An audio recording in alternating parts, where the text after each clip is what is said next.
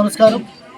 ఈరోజు ముక్కోటి ఏకాదశి సందర్భంగా వైభవ వెంకటేశ్వర స్వామి బొబ్బిల్లో పూల్బాగ్ లక్ష్మీనారాయణ నగర్లో ఉత్తర ద్వార దర్శనం పెట్టాం. భక్తులు యావత్తు చాలా బాగా వచ్చి జనాలు దర్శించుకున్నారు. సుమారు 10,000 మంది వచ్చి దర్శించుకున్నారు.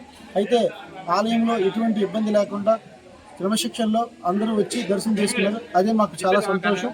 ముఖ్యంగా ఈరోజు మా నాన్నగారి జ్ఞాపకార్థం కట్టిన కోవిడి గంబలి సత్యనారాయణ గారు, అతని జ్ఞాపకార్థం కట్టాం. అయితే మళ్ళీ అతని జ్ఞాపకార్థం కట్టిన ఈరోజు ఇంతటి ఆదరణ పొందుతుందంటే అందరూ ప్రజలు భక్తులు అందరూ ఆదరిస్తున్నారు. కోవిల్కి వస్తూ దర్శనం చేసుకుంటున్నారు.